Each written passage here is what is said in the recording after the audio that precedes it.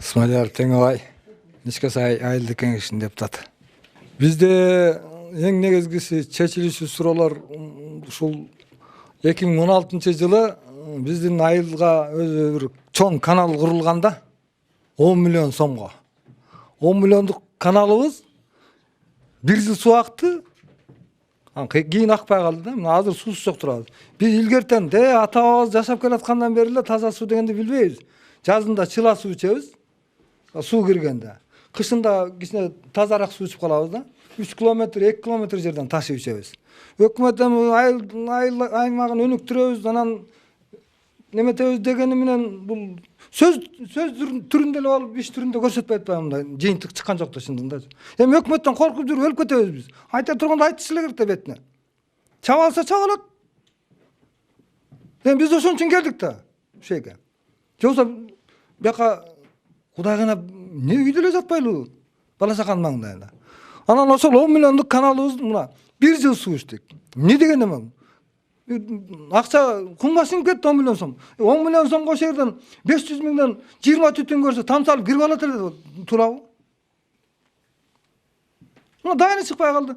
Ошол жерде эсептегенде 5 миллионго жетпеген акча кетти ошол 10 миллиондук каналыбызга. 5 миллион жап коюшту. Чындан ачыгыла керек да. Кычкачтын баасы $600 дегенде биздин канал андан да ашып кетти. Уксун чоңдор.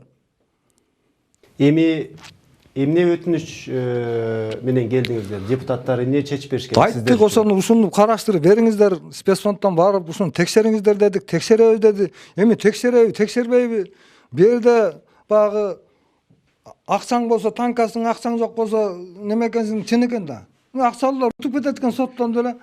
Алы өзүбүз деле турмушта көрүп атпайлыбы чындыгында. Эми айла жок, баягы үнүбүздү айттык.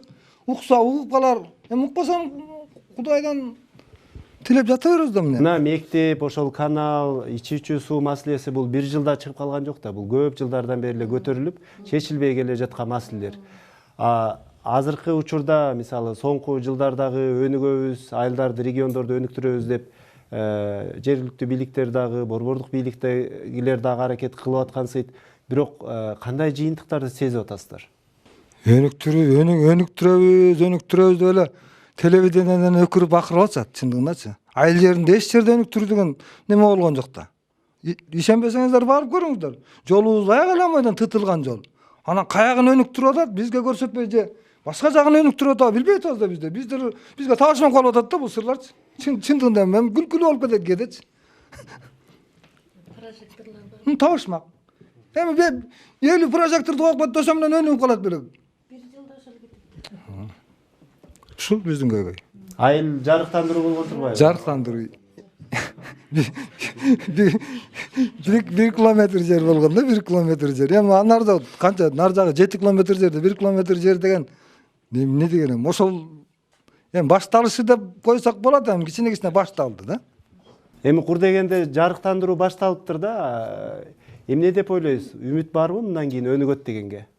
Эми 29 жылдан бери үмүт этип жүрөбүр, чачтардан агарып кетти да, чынын айтыш керек да. Эми кандай экенин билбейм. Үмүтсүз шайтан гана жашайт дейт, үмүтүбүз бар, анан бирок дагы узакка созулуп кетеби деп коркобуз да. Узак жылдар дагы кыйналат окшойбуз баягы кыргыздарчы.